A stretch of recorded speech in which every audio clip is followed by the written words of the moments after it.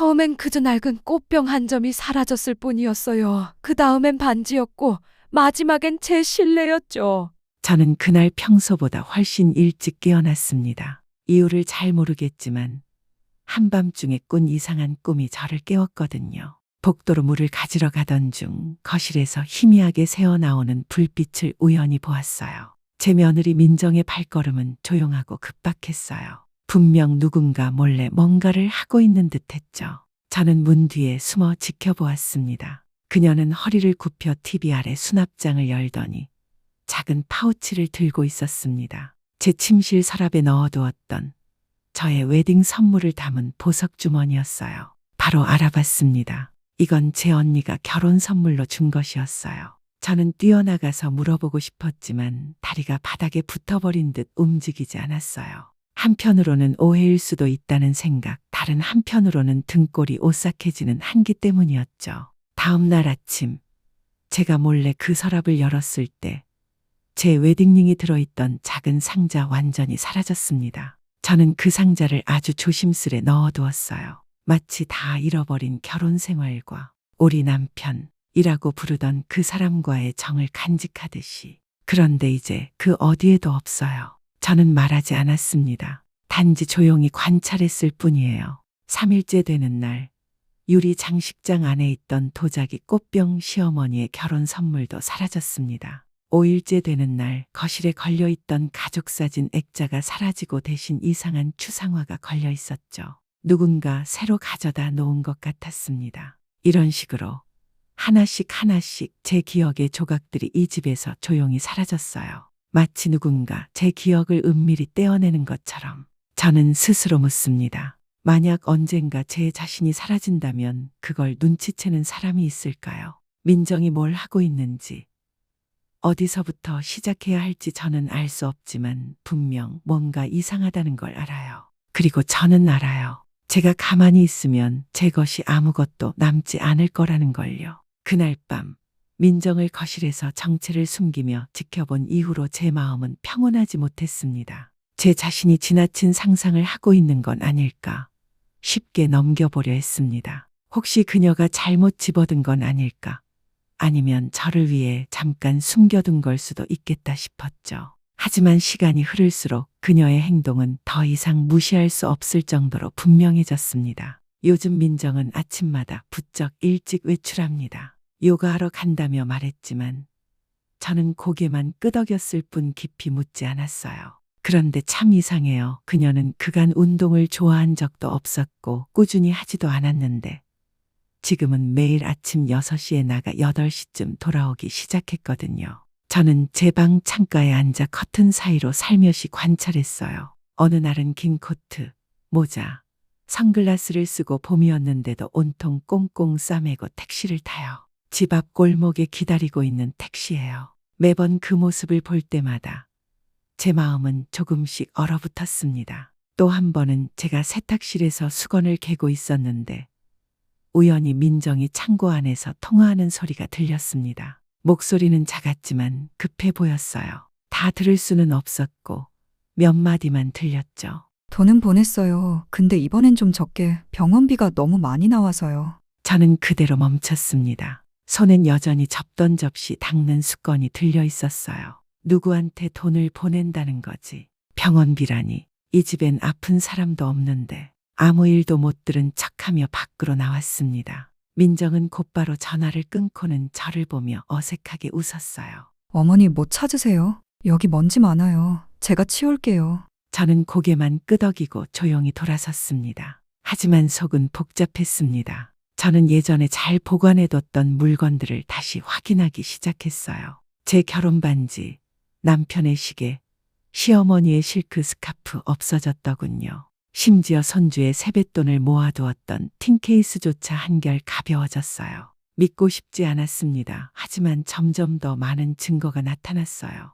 그날 점심, 식탁을 정리하던 중 의자에 걸린 외투 주머니에서 작은 종이 한 장이 떨어졌습니다. 병원비 영수증이었어요. 이름란에 적힌 사람은 2009년생 아이였습니다. 저는 그대로 의자에 앉았습니다. 숨을 쉴 수 없을 만큼 가슴이 조여왔어요. 그 아이는 15살, 즉 민정이 제 아들과 결혼하기 전부터 있었던 아이입니다. 얼마나 앉아 있었는지도 몰라요. 손이 떨려서 그 종이조차 제대로 쥘 수 없었어요. 머릿속은 엉킨 실타래처럼 복잡했고 그녀의 새벽 외출, 낯선 가방, 사라진 물건들, 달콤한 거짓말들이 한꺼번에 떠올랐어요. 그날 밤 저는 그 영수증을 조용히 침대 밑 나무 상자에 넣었습니다. 누구에게도 말하지 않았어요. 무서워서가 아니라 어디서부터 시작해야 할지 몰랐기 때문입니다. 민정은 여전히 집안을 오가며 손주에게 웃고 저를 어머니라 부릅니다. 하지만 그 말이 들릴 때마다 제 가슴은 조여옵니다. 제 아들 재현, 그는 여전히 출근하고 늦게 돌아오며 피곤해 보여도 아무것도 눈치채지 못해요. 아마 아내를 완벽하다고 믿거나 아니면 의심할 용기가 없는 걸지도 모르죠. 하지만 저는 일은 가까이 살아온 사람입니다. 사람 마음속에 무언가 숨기고 있는지 저는 압니다. 그리고 민정, 그녀는 너무 많은 걸 숨기고 있어요. 저는 다시 일기를 쓰기 시작했습니다. 밤이 되어 모두 잠든 후 책상 옆 작은 스탠드 불을 켜고 이렇게 씁니다. 오늘 민정이 평소보다 늦게 들어왔다. 눈이 살짝 부어 있었다. 피곤해서인지 울어서인지 모르겠다. 오늘 시어머니의 팔찌가 사라졌다. 분명 국화무늬 손수건 밑에 넣어두었는데 보이지 않는다. 이 글들이 언젠가 제게 어떤 도움이 될지는 모르겠습니다. 하지만 지금으로선 제가 진실을 간직할 수 있는 유일한 방법입니다. 왜냐하면 제가 계속 침묵한다면 언젠가는 제 모든 것, 물건도 추억도 모두 사라질 테니까요. 그리고 그보다 더 끔찍한 건 제 아들마저 잃을 수도 있다는 겁니다. 저는 너무 오래 침묵해왔습니다. 확신하려면 시간이 필요하다고 생각했어요. 하지만 사실은 주저하고 있었던 거예요. 무서웠어요. 만약 이 모든 걸 물어본다면 제가 믿고 싶던 모든 것, 이 가족이 여전히 온전하다는 믿음, 민정이 잠시 어려움을 겪고 있을 뿐이라는 믿음 모두 무너질 것 같았거든요. 그런데 어느 날 아침 민정이 급히 외출하면서 식탁 위에 휴대폰을 두고 나간 겁니다. 화면이 켜져 있었어요. 막 들어온 메시지가 하나 보였죠. 이번 돈 너무 적어. 나 계속 라면만 먹을 순 없어. 엄마가 더 보내준다 했잖아. 저는 그 메시지를 멍하니 바라봤어요. 호기심 때문이 아니라 그 순간 제 마음이 너무도 조용해졌거든요. 이미 예상했던 진실이었지만 눈으로 보게 되자 마음이 아프지 않을 수 없었어요. 손이 떨렸지만 휴대폰을 들고 메시지를 위로 올렸습니다. 보낸 사람은 현이라는 이름이었어요. 대화를 열자 작은 고시원 주소, 민정의 당부, 매달 이어진 송금 내역이 보였어요. 그리고 사진도 있었어요. 중학생쯤 되어 보이는 남자아이, 교복을 입고 손에 들린 빵을 들며 웃고 있었어요. 저는 핸드폰을 내려놓았습니다. 눈이 시큰거렸어요. 하지만 눈물은 나오지 않았어요. 마치 모든 감정이 벗겨지고 주름진 살갗만이 차가운 칼날에 베인 심장을 감싸고 있는 듯했죠. 그날 오후 저는 민정이 돌아오길 기다렸습니다. 그녀가 좋아하던 미역국을 끓여 식탁 위에 올려놓고 의자에 앉아 등을 곧게 펴고 문 쪽을 바라보았습니다. 그녀가 문을 열고 들어왔을 때 저를 보며 살짝 놀란 듯했습니다. 어머니, 아직 식사 안 하셨어요? 저는 부드럽게 말했습니다. 너 기다렸단다. 민정은 어색하게 자리에 앉았습니다. 주방의 공기는 무겁고 짙었습니다. 저는 천천히 입을 열었습니다. 민정아, 어머니한테 할 말 있니? 그녀는 고개를 들어 살짝 당황한 눈빛으로 대답했어요. 네? 무슨 말씀이신지. 저는 핸드폰을 그녀 앞으로 밀었습니다. 화면에는 여전히 현이 보낸 메시지가 떠 있었죠. 그녀의 얼굴은 순간적으로 하얗게 질렸고 곧 억지로 미소를 지었습니다.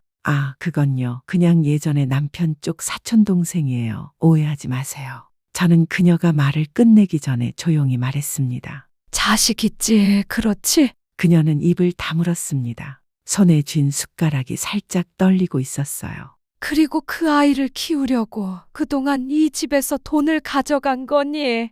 그녀는 고개를 숙였습니다. 처음으로 제 며느리가 거짓말을 하지 않았어요. 어떤 변명도 더 이상 진실을 가릴 수 없다는 걸 그녀도 알았던 거죠. 죄송해요. 그냥 얘가 굶지 않게 하고 싶었어요. 저 말고는 아무도 없으니까요. 저는 천천히 고개를 끄덕였습니다. 동정에서가 아니었어요. 이해했기 때문입니다. 이해했어요. 제 며느리는 한 번도 저를 가족이라 생각한 적이 없었구나. 그녀에게 저는 그저 같이 사는 늙은이일 뿐, 필요한 걸 얻기 위해 쉽게 열어뒀던 문 같은 존재였고, 이제 더 이상 쓸모없어진 문이 된 거죠. 저는 자리에서 일어나 여전히 침착한 목소리로 말했습니다. 내일 우리 아들이 이 사실을 알게 될 거야. 그리고 필요하면 경찰에도 알릴 거야. 그녀는 자리에서 벌떡 일어났어요. 어머니, 정말 이 가족을 다 망치시겠다는 거예요? 그럼 손주는요? 우리 가족은요? 저는 그녀의 눈을 정면으로 바라봤습니다. 수년 만에 처음으로. 가족? 너는 엄마의 결혼 반지를 훔쳐 팔았을 때부터 이 가족을 무너뜨렸어. 나는 지금 단지 그 자네를 정리하고 있을 뿐이야. 그날 밤 저는 한숨도 잘 수 없었습니다. 분노 때문은 아니었어요. 분노는 이미 오래전에 지나갔고 남은 건 그저 식은 재처럼 싸늘한 고요함 뿐이었습니다. 저는 어둠 속에서 옛날 남편과 찍은 결혼 사진을 가만히 품에 안고 앉아 있었어요. 그의 얼굴은 우리가 처음 만났던 그날처럼 온화했어요. 모든 것이 분명하고 바르던 시절. 저는 아들 재현을 떠올렸습니다.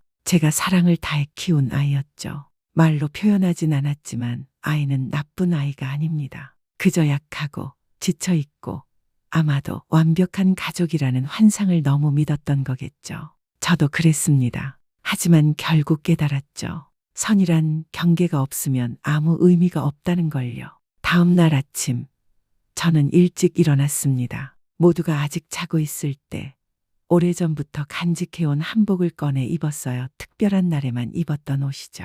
오랜만에 거울 앞에 서서 그 안에 있는 늙은 여인을 한참 바라보다가 조용히 웃었습니다. 이제 됐어. 첫 번째로 간 곳은 은행이었습니다. 제 통장엔 아직 약간의 돈이 남아 있었어요. 생활비를 아끼고 남편 살아계셨을 때 시장에서 채소 팔며 모은 돈이었죠. 저는 전액을 인출했습니다. 많진 않았지만 변호사를 고용할 만큼은 됐어요. 그 다음으로 간 곳은 남편의 옛 친구가 운영하는 법률사무소였습니다. 남편이 생전에 함께 일하던 곳이었죠. 머리가 백발이 된 그 남자는 제가 들어서자마자 알아봤습니다. 미숙 씨, 어머나, 몇 년 만인가요? 저는 고개를 숙여 조용히 말했어요. 도움이 필요해요. 이번엔 더는 물러날 수 없어요. 저는 모든 걸 이야기했습니다. 꾸미지도 숨기지도 않았어요. 사라진 물건들, 숨겨진 아이, 배신의 이야기. 그리고 분명히 말했어요. 복수 때문에 이러는 게 아니라는 걸요. 제 남은 인생을, 제 평온한 삶을 되찾고 싶어서라고. 그는 조용히 제 말을 듣고 고개를 끄덕였습니다. 도와드리겠습니다. 저는 위임장에 서명했습니다. 공동재산에 대한 동결 요청을 했고 제 서명이 없이는 어떤 거래도 불가능하도록 조치해달라고 했습니다. 민정의 행위에 대해서도 법적으로 검토해달라고 요청했어요. 최소한 저 대신 정의가 말할 수 있게. 집에 돌아온 후 저는 아무 말도 하지 않았습니다. 평소처럼 저녁을 준비했지만 몇 달 만에 처음으로 누구도 불러 식사하지 않았어요. 조용히 혼자 식탁에 앉아 먹었습니다. 침묵 속에서 이 집에서 자존심을 끝까지 지키고 있는 유일한 사람으로서 그날 밤 저는 재현이를 만났습니다. 그는 제가 서류철을 식탁 위에 내려놓는 걸 보고 놀란 눈치였습니다. 엄마, 이게 뭐예요? 저는 단 한마디만 했습니다. 거짓말쟁이의 남편이 되고 싶은 거니? 아니면 엄마의 아들로 남고 싶은 거니? 그는 대답하지 않았습니다. 눈이 붉어졌어요. 하지만 저는 더 이상 어린 시절처럼 그의 눈물을 닦아주지 않았습니다. 이제는 그 아이가 스스로 알아야 할 때입니다. 자신이 어머니를 몇 번이나 바닥에 떨어뜨렸는지. 민정은 그날 밤 아무 말도 하지 않았습니다. 사과도 설명도 없이 조용히 방으로 들어가 문을 잠갔습니다. 저는 그녀의 말을 기다리지 않았습니다. 왜냐하면 그녀의 행동이 이미 충분히 많은 것을 말하고 있었으니까요. 며칠 동안 아무도 저에게 말을 걸지 않았습니다. 민정은 마치 집안의 공기에서 사라진 것 같았어요. 그녀는 방에서만 지냈고 문은 항상 잠겨 있었습니다. 새벽 외출도 부엌에서의 가식적인 웃음도 사라졌습니다. 남은 건 무거운 침묵분 사람을 자기 자신과 마주하게 만드는 침묵이었죠. 재현이는 더 조용해졌습니다. 묻지도 탓하지도 않았지만 저를 오랫동안 바라보곤 했어요.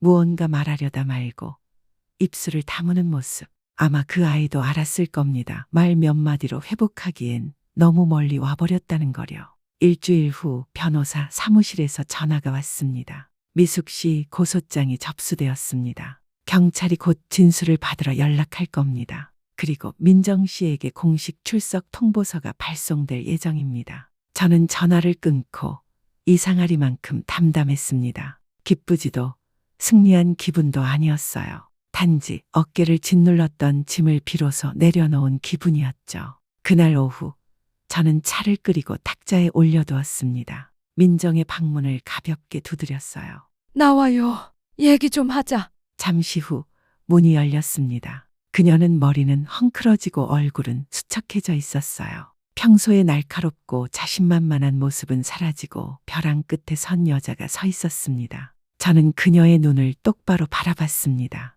곧 경찰에서 연락 올 거예요. 마음의 준비하세요. 민정은 입술을 깨물며 말했습니다. 정말 저를 감옥에 보내시겠다는 거예요. 저는 곧바로 대답하지 않았습니다. 떨림 없이 차를 따랐습니다. 제가 당신을 감옥에 보내고 싶어서가 아니라 신뢰를 배신했을 때 어떤 대가가 따르는지 당신이 알아야 하니까요. 그녀는 울음을 터뜨렸습니다. 예전처럼 연기하는 눈물이 아니었어요. 이번엔 진짜 무너지는 울음이었어요. 저는 그냥 아이를 지키고 싶었어요. 그 아이가 제 전부라서요. 저는 담담하지만 단호한 목소리로 말했습니다. 내 아들도 내 전부였어요. 하지만 당신은 그걸 가볍게 여겼죠. 당신은 돈만 훔친 게 아니에요. 믿음을 훔쳤어요. 믿음이 사라지면 가족도 지탱할 수 없어요. 그날 밤 재현이는 제 곁에 오래 앉아 있었습니다. 아무 말도 없이. 결국 그는 제 손 위에 조심스럽게 손을 얹었습니다. 엄마 미안해요. 저는 고개를 저었습니다. 미안해할 필요는 없어. 대신 기억해. 누가 진심인지 모를 만큼 눈이 멀어선 안 된다는 걸. 3주 후 민정은 신뢰를 악용해 재산을 편취한 혐의로 기소됐습니다. 그녀는 말없이 연행되었고 한 번 뒤돌아본 눈빛엔 원망이 아니라 허망함만 남아 있었습니다. 저는 배웅하지 않았습니다. 그녀가 쓰던 방에 서랍을 정리했어요. 이불을 개고 먼지를 닦으며 제 인생의 오래된 한 장을 정리하듯이 통장에 남은 돈도 모두 인출했습니다. 누구에게 주기 위한 돈이 아니었어요.